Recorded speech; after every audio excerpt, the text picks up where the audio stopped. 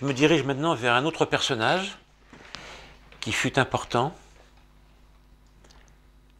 Jules Grandjouan. L'oncle, le grand-oncle, l'artiste, dans toute l'acceptation du terme. Une vie entière consacrée à l'art, mais au service de l'homme.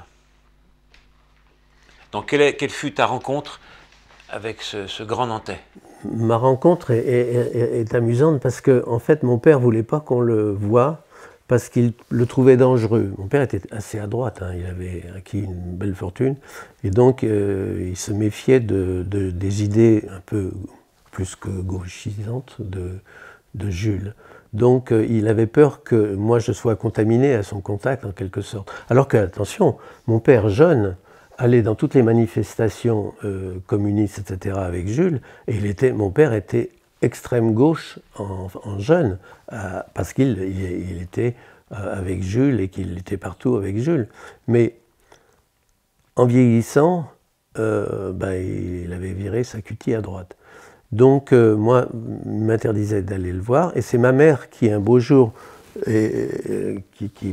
ayant découvert que Jules avait un petit restaurant sur les quais de la Fosse à Nantes, a vu Jules et lui a dit « Écoutez, j'ai mon fils qui est en Matélème, je vais vous le présenter ». Et donc un jour, quasiment secrètement, ma mère m'a dit « On est invité par Jules, on va aller déjeuner dans son restaurant ».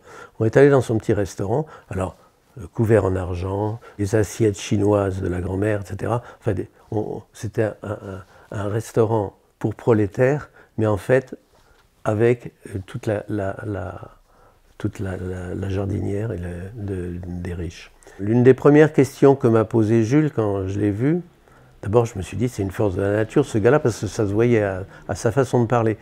Mais déjà une chose qui était importante, c'est que sa voix ressemblait à celle de mon père et un peu à la mienne, parce que moi j'ai un peu la voix de mon père aussi. Et il y a une sorte d'ADN que j'ai senti. Donc l'affectivité tout de suite est arrivée. Je me suis dit mais ça c'est un vrai grand-père, c'est pas possible. Il m'a sauté dessus en me disant « Lulu, qu'est-ce que tu veux faire plus tard ?» Parce que lui quand il parlait il posait des questions un peu violentes comme ça. Alors moi ça m'a un peu saisi, je ne savais pas trop, un étudiant. Je lui ai dit moi tu sais j'aime beaucoup le livre, j'aimerais bien travailler dans l'édition, parce que voilà. Alors il m'a fait « Ah, mais mon pauvre gars, mais moi je suis en train d'écrire une comédie, il faut qu'on fasse ça ensemble. » Voilà, et ça a été, on a commencé comme ça. Et ma mère m'a dit eh ben, « Écoutez, Jules, vous allez venir au Bignon, et puis Lulu, il va noter votre comédie, et vous allez la faire ensemble. » Et puis, effectivement, il est venu au Bignon, et puis, mais moi, j'ai tellement écouté, j'étais tellement d'admiration et ébahi, parce que quand il parlait, il avait plein de personnages dans sa pièce, il les connaissait par cœur, parce qu'il était très psychologue, mais il était en plus très comédien, donc il racontait la vie de tous ces gens-là, mais à une vitesse incroyable. Et moi, j'écoutais, c'est tout ce que je pouvais faire, et j'ai rien noté, j'ai rien enregistré, je trouvais ça trop beau. Mais effectivement, la pièce est un peu tombée à l'eau, un peu par ma faute, je dois dire.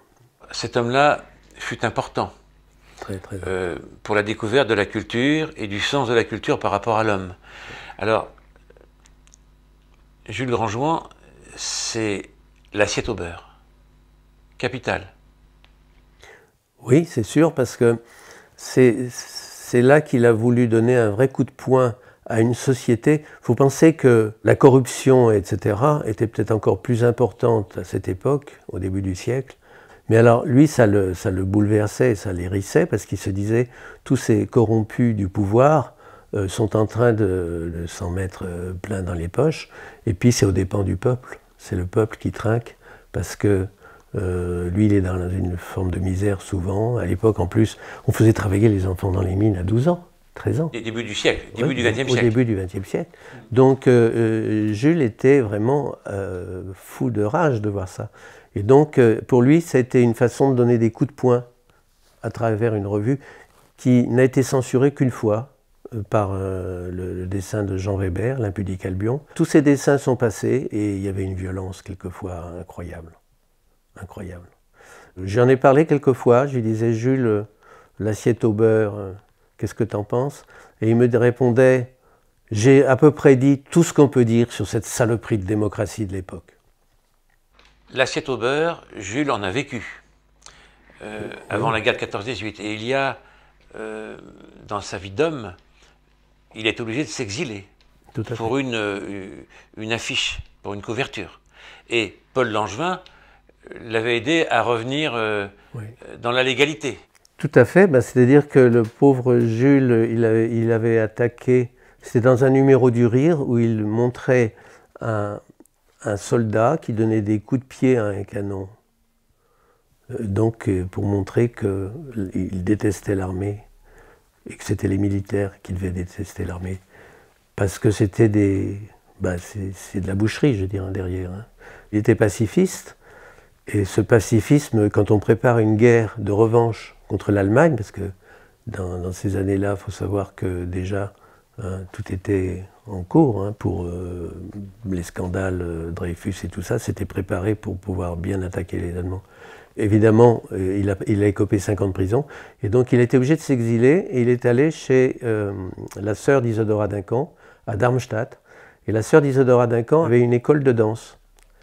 Et dans cette école de danse, Jules a trouvé un refuge pendant 1 an ou 2, et c'est là qu'il a pu faire son très très beau livre sur la danse, et sur Isadora Duncan, qui est un vrai chef-d'œuvre, un livre magnifique, qui comprend 25 très jolies lithographies. Jules, évidemment, est resté là-bas un certain temps, jusqu'au moment où donc Paul Langevin, qui était donc devenu par sa fille membre de la famille, a demandé à Poincaré l'amnistie pour Jules, et il l'a obtenu. Et donc Jules a pu rentrer à ce moment-là. Avec une petite anecdote quand il est revenu. Oui, oui, le plus fort de tout, c'est quand il s'est pointé à Nantes pour revoir ma grand-mère. Le problème, c'est qu'il a été mis en prison tout de suite. Et donc, il a poussé des hurlements. Et heureusement, Langevin est intervenu tout de suite pour qu'il puisse sortir de prison. Mais ils ont dit qu'ils n'étaient pas au courant. Ils pensaient que Jules Grandjoin était toujours condamnable.